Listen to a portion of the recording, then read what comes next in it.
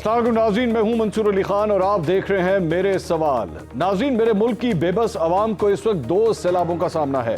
एक पानी का सैलाब है जिसने दुकानों और मकानों की छतें जमीन से मिला दी हैं, मवेशी बहा कर ले गया है, फसलें उजड़ गई हैं। ये फसलें उगाने वाले अनाज के चंद टुकड़ों को तरस रहे हैं और वबाई अमराज फैल रहे हैं। सैलाब की तबाही से निपटना मुमकिन था अगर आवाम को दूसरे सैलाब का सामना ना होता। ये है सियासत का सैलाब, हुक्मरानों की बेहसी का सैलाब, झूठी अना का सैलाब, इल्जाम तराशी का सैलाब, लूले लंगड़े जवाज घड़ने का सैलाब, अदाकारी और फोटो सेशन का सैलाब। नाज़रीन, मेरे मुल्क में इस वक्त सभी डूबे हुए हैं, अवाम सैलाब में डूबे हुए हैं, जबकि मेरे कप्तान बेहसी में, मैडम साहिबा अपनी जात में और मेरे छोटे कायद अपनी झूठी अना में डूबे हुए हैं। मेरे कप्तान ने कल इस बदतरीन सैलाबी सूरत हाल में भी अपना जहलम का जलसा करना जरूरी समझा और अपने इस फैसले का दिफा भी किया। सियासी मुखालिफिन पर गरजने बरसने के साथ उन्होंने जलसे मुलतवी ना करने पर तंकीद करने वाले सहाफियों को भी अपने निशाने पर रखा और उन्हें लिफाफा सहाफी करार दिया। लिफाफे वाले सहाफी ये कह रहे हैं जी इस वक्त सियासत नहीं करनी चाहिए, जलसे नहीं करने चाहिए। कान खोल के सुन लो लिफाफो, ज़मीर फरोश सहाफियों सुन लो, मैं सियासत नहीं कर रहा, मैं हकीकी आजादी की जंग लड़ रहा हूँ। नाज़रीन, मेरे कप्तान के लिए अहम उनका जलसा था जो उन्होंने कर ही लिया। सैलाब ज़दगान की मदद अगर उनकी तरजीह होती तो जलसे मनसूख हो जाते, लेकिन उनकी तरजीह सियासी जलसे हैं जो जारी हैं। नाज़रीन, ये याद कराता चलूं कि पंजाब, खैबर पख्तूनख्वा, गिलगित बल्तिस्तान और आज़ाद कश्मीर में मेरे कप्तान की हुकूमत है और वहाँ रिफाही इमदादी तंजीमें काम करती नजर आ रही हैं। नजर नहीं आ रहे तो मेरे कप्तान जो नजर नहीं आ रहे। नाज़रीन, ये हाल है मेरे कप्तान का जो बेहसी और खुद पसंदी के खौल से निकलने को तैयार नहीं। उनके खिलाड़ी भी इसी रास्ते पर चल रहे हैं। खैबर पख्तूनख्वा हुकूमत के तर्जुमान बैरिस्टर सैफ फरमाते हैं कि वजीर आला का हेलीकॉप्टर सफर के लिए है, रेस्क्यू के लिए नहीं। कल वज़ीर आला खैबर पख्तूनख्वा ने परसों बल्कि अपने जो 2 हेलीकॉप्टर्स जो उनके ज़ेर इस्तेमाल हैं उनको भी इमदादी कामों के लिए ऑफ़र किया है कि जहां भी ज़रूरत हो तो उनको इस्तेमाल किया जा सकता है। लेकिन उन्हें हेलीकॉप्टर्स के बारे में मैं एक बात बताऊं कि वो हेलीकॉप्टर्स सफ़र के लिए तो इक्विप्ड हैं, वो रेस्क्यू ऑपरेशंस के लिए इक्विप्ड नहीं हैं। नाज़रीन, आपने बैरिस्टर साहब की मंतक सुनी। अंदाजा करना मुश्किल नहीं कि मेरे कप्तान के अहम ओहदों पर तैनात लोग बेहसी के इससे भी आला ओहदों पर फाइज हैं।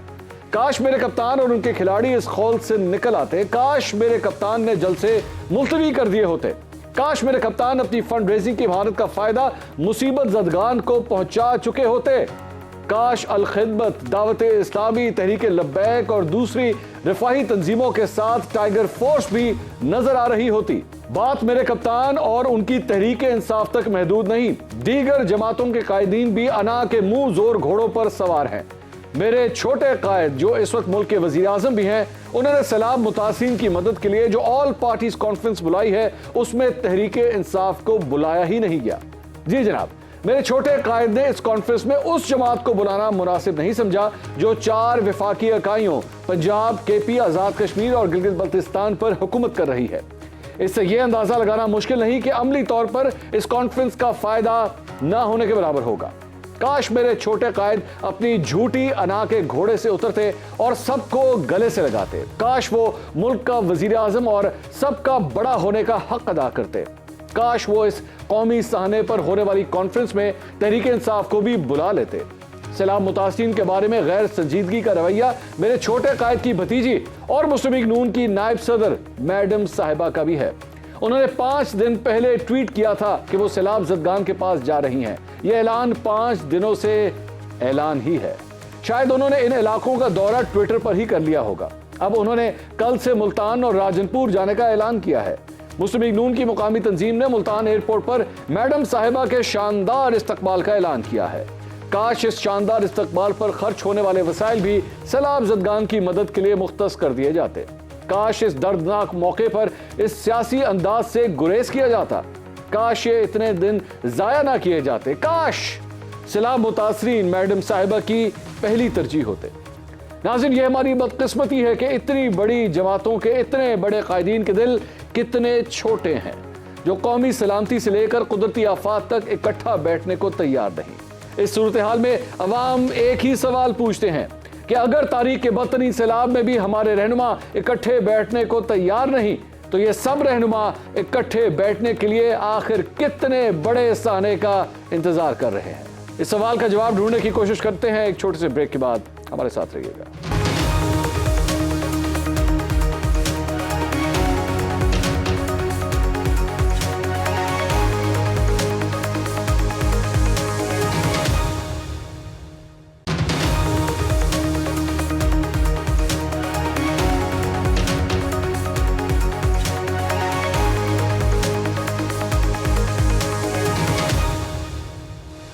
नाज़रीन, welcome back after the break. हम बात कर रहे थे बेहिसी की। मुख्तलिफ तमाम जो पाकिस्तान के टॉप पॉलिटिशियंस हैं वो आखिर कर क्या रहे हैं। इमरान खान साहब ये कहते हैं जनाब मैं अपने जलसे नहीं रोकूंगा। मरियम नवाज साहिबा अभी तक आपको कहीं बाहर नजर नहीं आ रही। शहबाज शरीफ साहब कहते हैं कि जनाब ऑल पार्टीज कॉन्फ्रेंस होगी, तहरीक इंसाफ को हम नहीं बुलाएंगे। आखिर ये हो क्या रहा है? क्या सैलाब जदगान के लिए ये सब कुछ होना चाहिए? क्या ये तरीकाकार है उनकी दादरसी करने का, उनको रेस्क्यू करने का, उनको मदद फराहम करने का? क्या ये तरीकाकार है? इसी पे मजीद बात करेंगे। मेरे साथ मौजूद हैं आज सीनियर तज्जियाकार मोहसिन बेग साहब हमें ज्वाइन कर रहे हैं। एंकर पर्सन और तज्जियाकार आयशा बख्श साहब हमारे साथ मौजूद हैं और सीनियर एंकर पर्सन और तज्जियाकार सना बुचा साहिबा ने भी हमें ज्वाइन किया है। मैं सबसे पहले मोहसिन बेग साहब आपसे पूछना चाहूँगा कि खान साहब के ज़रा रवैये से सबसे पहले शुरू करते हैं। कल उन्होंने जलसा मुनक्किद किया जेहलम के अंदर। वैसे तो बड़ा अनइम्प्रेसिव किस्म का जलसा था। नॉर्मली पंडाल बड़ा भरा होता है, लेकिन कल जलसा भी कोई ज़्यादा खास नहीं था।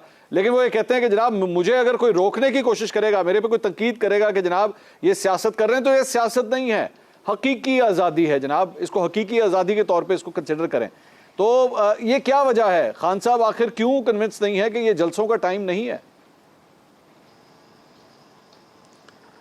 देखें, बेसिकली जब से वो गवर्नमेंट से बाहर आए हैं मंसूर साहब, तो लग ये रहा है कि शायद उनका जो मिशन था अगेंस्ट दिस कंट्री वो थोड़ा सा डिस्ट्रॉट हुआ, वो रुका। वो अपने मिशन की तकमील चाहते हैं कि ये मुल्क में ऐसा हालात पैदा कर दिए जाएं, मुल्क तो शायद रहेगा, फिर रहने के काबिल शायद ना रहे। तो अभी वो उसी मोड में हैं, वो उसी माइंड में हैं कि मैंने इसकी इकॉनमी तबाह कर दी थी, ये कैसे बहाल हो रही है। ये इनको जलसे मैं समझता हूँ बिल्कुल नहीं रोकना चाहिए। इनको जलसे करने दें। इनकी हर रोज़ आने वाला दिन इनकी असलियत जो है वो लोगों को पता चल रही है। आप हेलीकॉप्टर पे चक्कर लगा लें, आप कहते हैं जी मैं फ़ंड रेज़ करूँगा, गवर्नमेंट को नहीं दूँगा। मतलब ये जो सारी बातें हैं, ये अगर कोई जी शूर इंसान इस पाकिस्तान में रहता हो उसको समझ आनी चाहिए कि ये शख्स चाहता क्या है।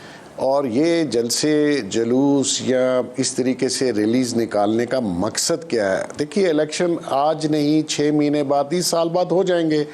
अगर आप फ़र्ज़ कर लीजिए इतनी पॉपुलर हुए तो आप आइएगा ज़रूर।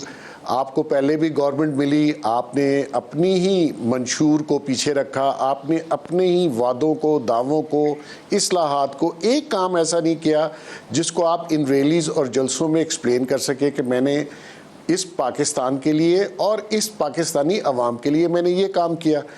तो बताने को कुछ नहीं है। आप चाहते हैं कि मैं इस तरीके से आऊं कि मैं अपने ना ओपोनेंट्स कोई रहे मेरे, और ना ये फ़ौज या ना ये एजेंसीज कोई मुझसे पूछने वाला ना हो, और ख़ुद भी ये कहते हैं कि मैं किसी को जवाबदेह नहीं हूँ। और फिर ये दावा भी करते हैं कि यूरोप में जमहूरियत ऐसी होती है और मेरे से ज़्यादा कोई जानता नहीं है। ये उस शख्स के बारे में हम गुफ्तगू कर रहे हैं जिसका माइंड स्टेबल नहीं है, जो अपनी स्पीच में अपने आप को 2 बार कंट्राडिक्ट करता है विद इन 15 मिनट्स। तो ऐसे शख्स को मैं समझता हूँ ज़ेर बहस लाना वेस्ट ऑफ टाइम है। अच्छा, सना बुचा साहिबा, ये सारी गुफ्तगू आपने मोहसिन बेग साहब की सुनी। क्या मजबूरी हो सकती है? मतलब क्या मोमेंटम है? बिकॉज ऑब्वियसली पॉलिटिक्स के अंदर टाइमिंग बहुत काउंट करती है। इमरान खान साहब को एक बड़ा ज़बरदस्त मोमेंटम पीछे मिला, you have to accept that. उनको ज़िमनी इंतखाबात के अंदर बड़ा ज़बरदस्त रिजल्ट मिला, जलसे बड़े सक्सेसफुल होते रहे हैं जहाँ भी उन्होंने जलसे मुनक्किद किए हैं। He does not want to lose that momentum कि ये अगर मेरे हाथ से एक दफ़ा चला गया, ये ना हो कि मुझे फिर दोबारा से स्पेड वर्क दोबारा स्टार्ट करना पड़े।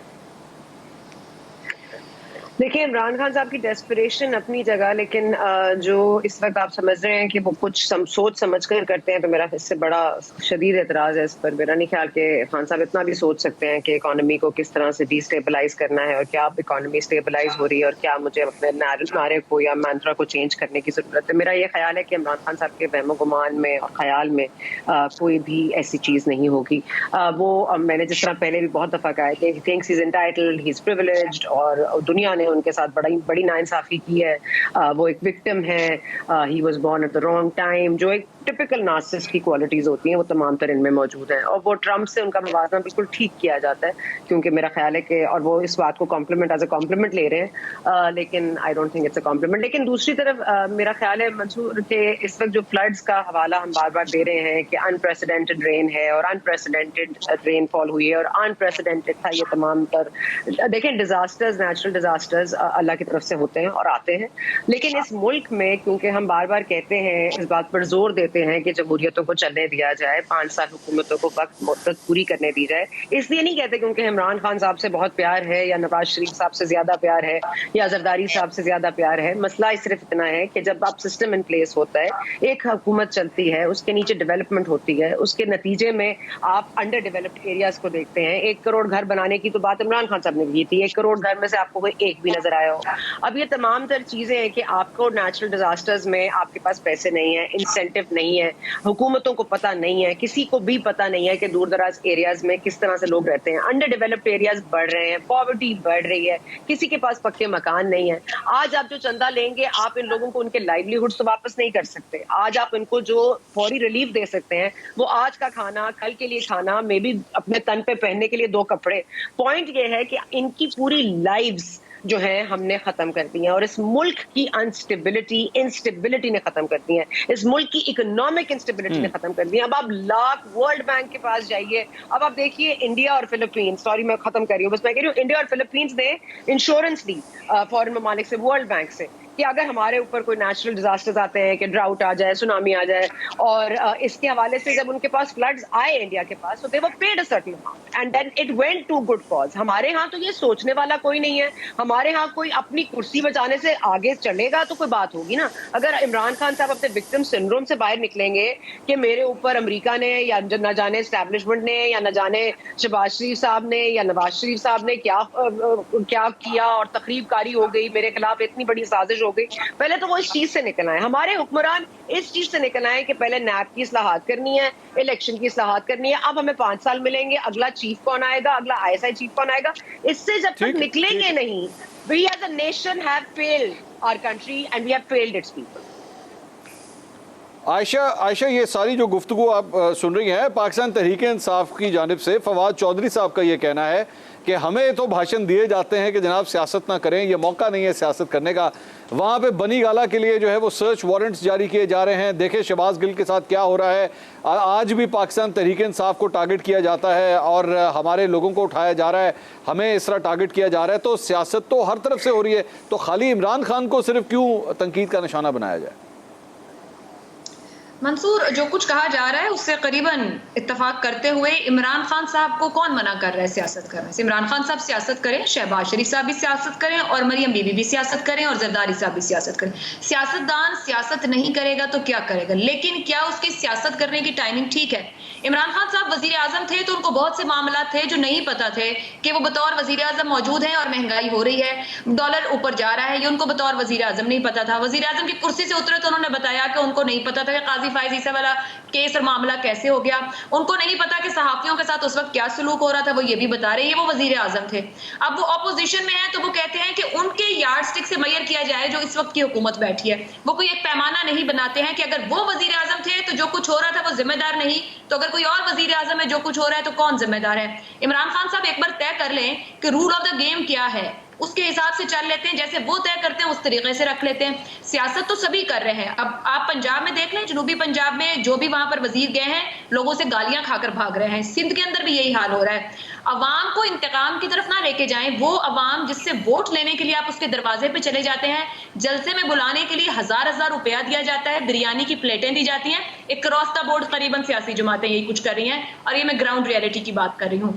लेकिन इस वक्त जब वो अवाम डूबा हुआ है, उस पर बात करने का वक्त नहीं है और कहते हैं कि हम जलसा क्यों रोक दें। अब बिल्कुल जलसा करें, क्योंकि जलसे करने का आज ही मौसम है और आज ही वक्त है। शायद इसके बाद जलसे करने का वक्त ना मिले, क्योंकि अगर अवाम अपने इंतकाम पर आ गई तो जो इमरान खान को पिछले 4 महीने में पॉपुलैरिटी मिली, वो ये 2 महीने दफन भी कर सकते हैं।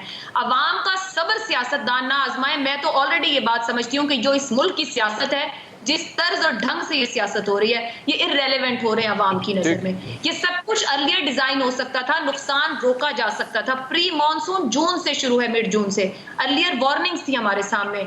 आप देख लें 1.5-2 महीने बाद हम कहां खड़े हैं। अभी भी 10 दिन हो चुके हैं। हम लोग उसमें लड़ाइयों में बिजी थे ना आयशा, लड़ाइयों में बिजी थे। आयशा मुझे एक ब्रेक लेनी है, लेकिन मैं वापस आके आपसे कंटिन्यू करूंगा और मैं सिर्फ मैं दोबारा, मेरा वही सवाल है कि यहाँ पे नून लीग की परफॉर्मेंस भी अगर आप उठा के देखें तो सियासत तो वो भी कर रहे हैं। अगर ऑल पार्टीज कॉन्फ्रेंस वो बुलाते हैं तो वो कहते हैं जनाब पाकिस्तान तहरीक इंसाफ को हमने नहीं बुलाना, जबकि जिन सूबों में सैलाब आया है उनमें खास तौर पे आजाद जम्मू कश्मीर, गिलगित बल्तिस्तान, पंजाब और केपी के अंदर इमरान खान साहब की हुकूमत है। तो अगर आप उसी पार्टी को नहीं बुलाएंगे जिसके सूबों में सब कुछ हो रहा है, तो क्या फायदा है इसी ऑल पार्टी कॉन्फ्रेंस का? मजीद बात करते हैं एक ब्रेक के बाद, हमारे साथ रहिएगा।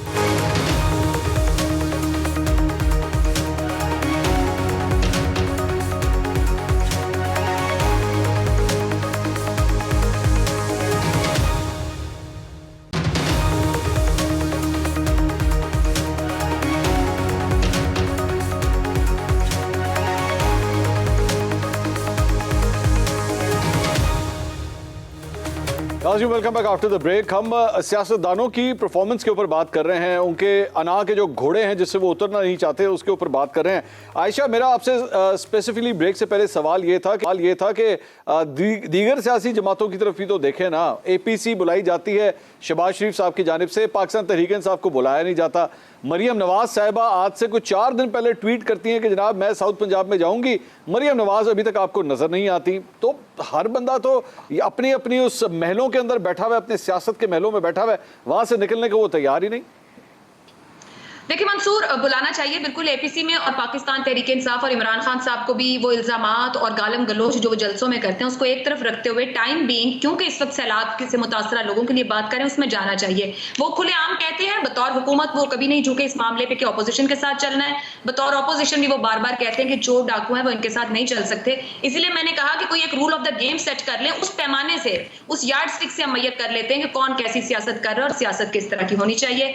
यकीनन दोनों तरफ से सियासत हो रही है, लेकिन बाज़ औक़ात सिचुएशंस ऐसी होती हैं कि सियासत एक तरफ रखकर आपको कम से कम जिसके वोट पर आते हैं उसका लिहाज कर लेना चाहिए। अब जा क्यों नहीं पा रहे, इसकी भी वही रीजन है कि चेहरा ही दिखाने के काबिल नहीं इन सियासतदानों के पास कि उस अवाम के पास जाएं। क्या जाकर कहेंगे कि हम जिन बड़े बड़े महलों में रहते हैं वो आपके लिए हम उनके दरवाजे नहीं खोल सकते। हम दुनिया के आगे तो हाथ फैलाए खड़े हैं कि हमें करोड़ों दे दो, लेकिन हम अपने घरों से और अपने खजानों से पैसे नहीं निकाल सकते। यहाँ तो हमने अरबों की किस्से कहानियां सुन ली है पिछले चंद सालों में। अरब तो ऐसे बोला जाता है कि शायद वो अरब भी सोचते हो कि उनके नाम के ऊपर यहाँ अरब बोले जाते हैं। जितना अरब यहाँ इकट्ठे हुए, जितना पैसे की बात इस मुल्क में की गई, शायद ही किसी बात की और बात होती हो। निकाला जाए वो पैसा आज कहाँ है? आप दुनिया से मांग सकते हैं, आप इकट्ठे बैठ के अपने घरों से खजानों के मुंह नहीं खोल सकते हैं। सियासत हो रही है और आज भी जो पैसा आ रहा है, खुदा करे कि जो पैसा इकट्ठा हो वो जायज जगह पे लगे, क्योंकि इस बार जितना नुकसान हुआ है वो बहुत बड़ा है। हमें रिकंस्ट्रक्शन के फेज तक जाना है और ये हम सब भूल जाएंगे, क्योंकि हम मीडिया की भी नाअहली है इसके अंदर कि शायद हम भी उस फॉलो अप की तरफ ना बढ़े कि इनके गिरेबान पकड़ के पूछें कि जहां पर लगना है क्या लगा दिया है या खा लिया है। मोहसिन बेग साहब जी, मोहसिन बेग साहब, एक यहाँ पे नुक्ता मैं शरीफ खानदान के हवाले से कहूँगा।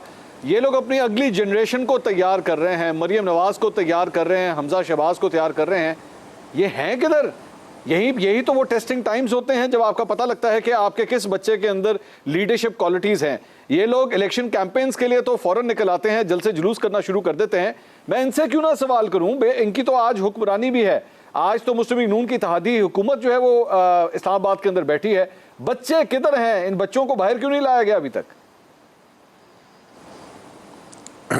बहुत शुक्रिया मंसूर साहब। बेसिकली जैसे आयशा ने कहा कि prime minister of Pakistan Shehbaz Sharif साहब को चाहिए था कि वो अपनी इस अपील में, APC में, अपनी फरियाद में सब लोगों को इनवाइट करते, पॉलिटिकल पार्टीज़ को और बाकी भी जितने लोग हैं, बिज़नेस कम्युनिटी है या हमारे रियासत के अदारे हैं। ये बहुत बड़ा डिज़ास्टर है। बिल्कुल इसको ईजी नहीं लेना चाहिए। इन लोगों को कैसे आप दोबारा सेटल करेंगे, इंफ्रास्ट्रक्चर बहुत बड़ा काम है, और इसके अंदर तो मैं समझता हूँ कि हर शख्स को कंट्रीब्यूट करना चाहिए। फिर बात वहीं आ जाती है, वो सही जगह लगेगा या उन गरीबों तक पहुँचेगा या नहीं पहुँचेगा, वो बात की बात है। वो हमारे यहाँ पूरा माशरा जिस सिम्त में चल पड़ा है वो उसका अंदाज़ा आप सबको है। अब जहाँ तक बात आपके सवाल का तल्लुक़ है कि जी वो जो नई जनरेशन है, डेफिनेटली उनको अपनी हद तक बिल्कुल जिस हद तक वो पार्टिसिपेट कर सकते हैं, ठीक है, गवर्नमेंट पंजाब में उनकी नहीं है, लेकिन उनको जाना चाहिए, उनको अपनी पार्टी के लोगों को फॉल करना चाहिए। उनके जितने वॉलंटियर्स हैं, उसमें डॉक्टर्स भी होंगे, उसमें हर वॉक ऑफ लाइफ का लोग होते हैं, आप उनको अपील कीजिए, अपना हिस्सा ज़रूर डालें और प्रोमिनेंट होकर डालें, क्योंकि लोग अगर आपको फॉलो करते हैं, वोट देते हैं, या आपके क्राउड गैदरिंग आपके पास बहुत ज़्यादा है, तो उस क्राउड को आप इस तरफ लगा सकते हैं एक पॉजिटिव काम के लिए, एक ऐसे काम के लिए जो लोग आपकी मदद के मुंतज़िर हैं, आप ही के भाई बहन, उनके लिए आपको आना चाहिए। इसमें कोई शक नहीं है कि ये टाइम नहीं है कि आप डिफरेंसेस देखें या आप इस इंतज़ार में हो कि शायद आपको कोई इनवाइट करेगा, ऐसा नहीं है। अपने तौर पर आपको, मुझे, सबको, तो ये बिल्कुल आपकी बात ठीक है, वो नज़र नहीं आ रहे। इस तरह और बहुत से लोग हैं जो नज़र नहीं आ रहे, उनको आना चाहिए। हमारे सना बुच्चा साहिबा इसके ऊपर बड़ा ज़बरदस्त कमेंट कर सकती हैं जी, मैं ज़रा एक दफ़ा उनको मौका देता हूँ। सना बुच्चा साहिबा, शरीफ खानदान का लंदन तो क्या लाहौर से भी कोई बच्चा नहीं निकला? नहीं, वो नहीं निकलेगा, बच्चा क्यों निकलेगा। और देखे ना, मैं अगेन यही आपको कह रही हूँ कि मुझे नहीं लगता इसमें किसी बच्चे को भी निकलने की जरूरत है, इस मुल्क में किसी को भी निकलने की जरूरत ना हो। और हमें ये क्यों करना पड़ रहा है कि इमरजेंसी बुनियादों पर सबको मिलके बैठना चाहिए, सबको मिलकर काम करना चाहिए, अपने डिफरेंसेस भुला देने चाहिए। ये डिफरेंसेस क्रिएट क्यों किए जाते हैं, ये डिफरेंसेस तक मामला कैसे आ जाता है। अब हम बात करें कि फंड्स एलोकेट होंगे सही जगह पर कि नहीं होंगे, कौन इसको इंश्योर करेगा? आपको पता है कि 4 माह बाद कौन सी हुकूमत आ रही है? क्या आपको पता है कि कौन सी पार्टी में कौन होगा सीएम, कौन होगा बलोचिस्तान का सीएम, कौन सी पार्टी वहां पर एक्टिव होगी, उस पार्टी को जो डेवलपमेंट फंड्स मिलेंगे वो कहां इस्तेमाल होंगे? क्या कोई चेक एंड बैलेंस का तरीका रह गया इस मुल्क में? इस मुल्क में पर्सनालिटीज को आपने सियासत से बड़ा कर दिया है, आपने सिस्टम से बड़ा कर दिया है। आप रेजिलियंस नहीं पैदा करते कौम में, आप वार्निंग सिस्टम्स के लिए कुछ नहीं करते, क्योंकि आप अपनी वार्निंग के अंदर रहते हैं कि अब मैं तुम्हें वार्निंग दे रहा हूं, तुम 5 साल पूरे नहीं करोगे, अब तो मैं तुम्हें वार्निंग दे रहा हूं कि मैं आ रहा हूं, अब मैं तुम्हें वार्निंग दे रहा हूं कि तुम्हारे अकाउंट्स खोल दूंगा। यहाँ पर अगर एक मुल्क में वजीर आजम जो कहते हैं कि मैं बड़ा वजीर आजम था और मैं तो इतना पावरफुल था और मैं तो सब कुछ ठीक कर रहा था, आज वो ये बता दें कि फरोग नसीम ने, जिस तरह आयशा ने पॉइंट आउट किया, फरोग नसीम ने केसेस बनाए, फरोग नसीम प्राइम मिनिस्टर से बड़े थे, क्या फरोग नसीम ही पेश थे वो 2/3 अक्सरियत दिलवाने में, जो कि इनको जो एक्सटेंशन के लिए पूरी एक क्लॉज बनाया गया, क्या वो कानून साजी में इमरान खान साहब का कोई हाथ नहीं था? जरा इस पे भी नजर डाल दें। क्या काजी फायज ईसा के ऊपर इमरान खान साहब कहते हैं कि नहीं था? नहीं सना, वो इमरान खान साहब कहते हैं मुझे तो ये भी नहीं पता था कि अब सारा आलम को गोलियां लगी हैं। जी, उनको कुछ नहीं पता था। मैं यही तो कह रही हूँ कि उनको कुछ नहीं पता होता, उनको तो ये भी नहीं पता होता कि गालियां किसको पड़ रही होंगे। वो सुबह माशाल्लाह 9 बजे से अपना फोन खोलते हैं और उसके बाद वो कहते हैं अच्छा इसके खिलाफ ये बात कर दो, इसके खिलाफ ये बात कर दो, इसके खिलाफ ये बात कर दो। फिर वो 11 बजे रीचेक करते हैं कि आप लोगों की आज उंगलियों में दर्द है, आप लोग क्यों नहीं ट्वीट कर रहे, आप लोग क्यों नहीं रीट्वीट कर रहे। जिस आदमी का बेसिक बुनियाद ही सोशल मीडिया और ट्विटर है, आप उससे क्या समझते हैं? वो अपनी ट्विटर वर्ल्ड में वजीर आजम है, वजीर आजम रहेंगे और वजीर आजम ही रहेंगे। वो कभी वजीर आजम की कुर्सी से ना नीचे उतरेंगे, ना उनको उतरने दिया जाएगा। लेकिन मेरा यह सवाल है कि इमरान खान साहब को लाने वाले कौन है, उनको यहाँ पर तक पहुंचाने वाले कौन है, इस मुल्क को सैलाब से मुतासर करने वाले कौन है? ये नेचुरल डिजास्टर, नेशनल क्राइसिस की वजह से मजीद बदतर हुआ है। अवाम के वोट है सना बुच्चा साहिबा, अवाम के वोट हैं, अवाम के वोट है। 15 सीटें जीती हैं उन्होंने ज़िमनी इंतखाब में। जी, वो मुझे पता है कि क्या आपको भी पता है कि किस तरह से अवाम के हमारे यहाँ मुल्क में अवाम ही को तो मैंडेट दिया गया। मंसूर, आप इतने मासूम और मैं भी इतनी मासूम कि आज तक अवाम का ही मैंडेट तो चला है। ये जलसे आप जितने मैं आपका नहीं पता, लेकिन मैं मासूम हूँ। आप बहुत मासूम है, वही मैं कह रही हूँ कि आप इतने मासूम ना बने, थोड़े से से बड़े हो जाएं, क्योंकि इस मुल्क में यही बात सच है कि इस मुल्क में अवाम का मैंडेट पूरा करने के लिए कोई नहीं है। अवामी मैंडेट पर कोई नहीं आता, अवामी मैंडेट पर कोई नहीं जाता, क्योंकि किसी को परफॉर्मेंस का, जिस तरह आयशा ने कहा, कोई यार्डस्टिक तो है ही नहीं। हम कैसे मेजर करें कि कौन सक्सेसफुल रहा, कौन अनसक्सेसफुल रहा, किसने डेवलपमेंट फंड्स का बेहतरीन इस्तेमाल किया, किसने नहीं किया, किसने पैसा खाया और किसने नहीं खाया। जिस मुल्क में आपके अदालतों तक तो केसेस जाते हैं, लेकिन उसका जेलों में कोई नहीं जाता। आपके केसेस रोज बनते हैं, अखबारों की जीनत बनते हैं, लेकिन कोई आपको कटहरे में नजर नहीं आता। इमरान खान साहब बरी-उज़्ज़मा है, अच्छा। एक प्लेटलेट्स के काउंट की वजह से बाहर बैठे हैं। मरियम नवाज साहिबा को कभी कोविड हो गया है, कभी कोई और मसला है। परवेज इलाही साहब समझते हैं कि मुतासरीन सैलाब जरा सेकंड आते हैं, पहले मुतासरीन कोर्ट देख लें, तो वो इमरान खान साहब के पास चले जाते हैं। कहने का मकसद ये है कि इस मुल्क में जनरल एपैथी है, हमारे इनसेंसिटिविटी है, और ये बहुत अच्छा हो कि अवाम जब इनको लगाए दो और गिने एक। आयशा, ये इस वक्त जो सूरत हाल है, शहबाज शरीफ साहब के बारे में नून लीग और उनके जो सपोर्टर हैं वो हमेशा ये कहते हैं जी बड़े ज़बरदस्त एडमिनिस्ट्रेटर हैं, बहुत ज़बरदस्त, मतलब पंजाब के हवाले से उनकी बड़ी ज़बरदस्त एडमिनिस्ट्रेशन रही है। मौजूदा सियासी सूरत हाल में आपकी राय में क्या शहबाज शरीफ साहब की जगह कोई और अगर वज़ीर आज़म होता, और ये जो भी कैटास्ट्रोफी इस वक्त हम लोग देख रहे हैं अपने टेलीविजन स्क्रीन पर जो नज़र आती है, क्या शहबाज शरीफ साहब की जगह कोई और सियासतदान होता तो और कौन होता तो इससे बेहतर परफॉर्मेंस वो दिखा सकते थे? मंसूर, कौन होता और क्या करता, हम जिस तर्ज पर निजाम चला रहे हैं इस मुल्क का, कोई भी होता यही होता। ये जो नून लीग और पीडीएम ने अपने गले में हार खुद से लटकाया है, ये इमरान खान साहब के पास होता तो भी यही होता। एक बात जो मैं जरूर मेंशन करना चाहूंगी, 2010 का सैलाब ऑन ग्राउंड मैंने कवर किया और आज 2022 से आज हमने एक ट्रांसमिशन भी की, टेलीथॉन भी। एक बात जो मुझे हॉन्ट कर रही थी इस पूरी सूरत हाल में कि जब इस तरह की, अब इसको नेशनल इमरजेंसी डिक्लेयर किया गया है, कोई भी कुदरती आफत है, आपको उसका सामना करना पड़ता है, यकीनन मुश्किल होती है। तब तक हम जब फंड इकट्ठा करते थे तो नेशनल लेवल पर एक अकाउंट या एक जगह थी जहां पर लोग फंड करते थे और पैसा इकट्ठा होता था और प्राइवेट एनजीओ इसके अलावा काम करती थी।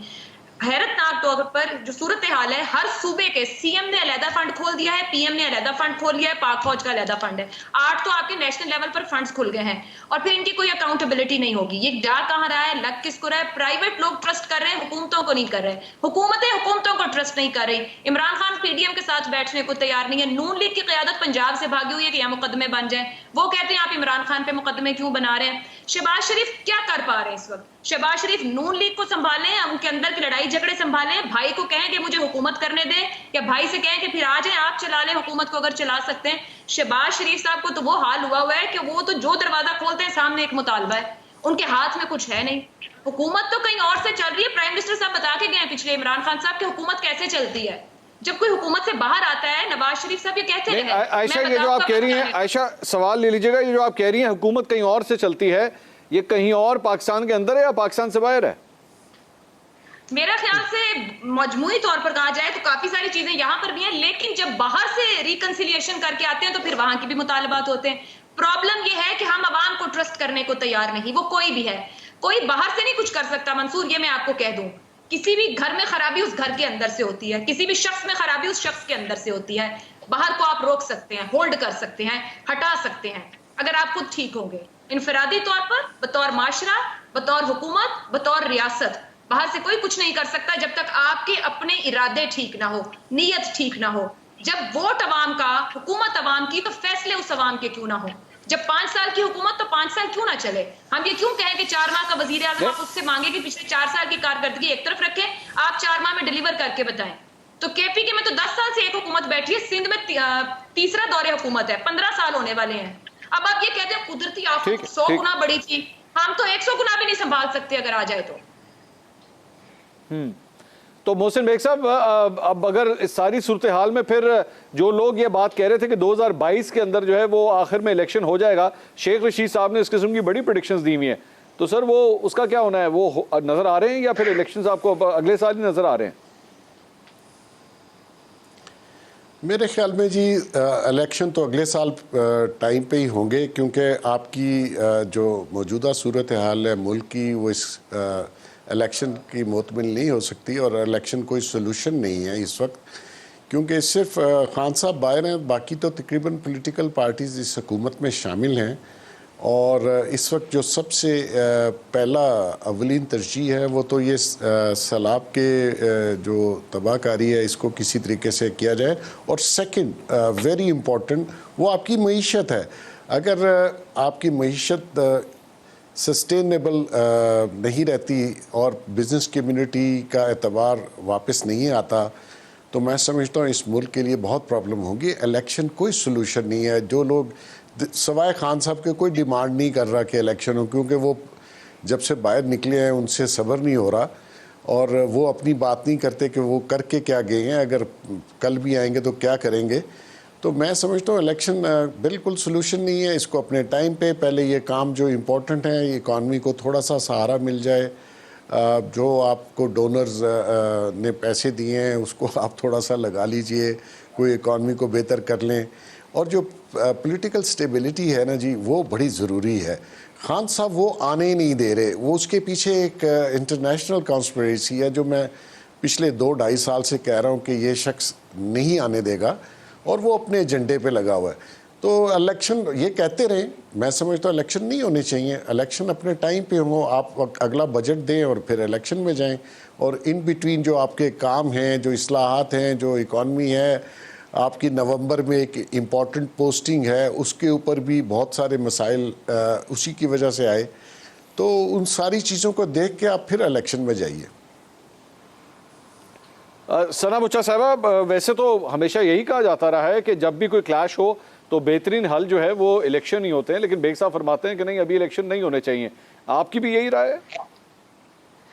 मेरी राय तो यही है कि इलेक्शंस, ये 9 सीटों पे जो इमरान खान साहब खड़े होंगे और उसके जो एक्सपेंडिचर होगा और जो एक जलसा वो करते हैं उसमें जो एक्सपेंडिचर होता है और जो खर्चा वो डैम फंड के लिए चंदा इकट्ठा हुआ था, वो भी मतलब कहने का मकसद ये है कि अगर ये तमाम चीजें, अगर इनको वाकई मुल्क का इतना दर्द है और मुल्क के पैसों का और मुल्क की आवाम का, वैसे तो इमरान खान साहब को इमरान खान के अलावा किसी से कोई मतलब नहीं है, लेकिन चले अगर उनको थोड़ा सा भी, अगर वो सिर्फ प्रोटेंस के लिए ही अगर वो थोड़ा सा लोगों का ख्याल कर ले तो ये तमाम तर चीजें छोड़ दें। लेकिन इमरान खान साहब नहीं छोड़ेंगे और इलेक्शन इस वक्त हो नहीं सकते। लेकिन देखिए ये फैसला भी कहां हमारा है, कहां पॉलिटिशियंस का है। इस फैसले में भी कब किस में जान आएगी, कब कितनी जान होगी, कब किसकी तरफ से इशारा मिलेगा, कब किसी तरफ से फॉर्मेलिटी पूरी होगी, कब किसकी तरफ से कन्वीनियंटली कोई जवाब आएगा, तभी इलेक्शंस होंगे। तो ये मेरे आपके तज्जिए के ऊपर तो डिपेंड ही नहीं करता, ये डिपेंड करता है पाकिस्तान की मौजूदा सियासत पे और जहां से ये हुकूमत चलती है वहां पे और जो हुकूमत चला रहा है उस पर। तो जो एक्चुअली में हुकूमत चला रहा है, चाहे वो सारी चीजें सना बुच्चा साहिबा हमारे हाथ में नहीं है,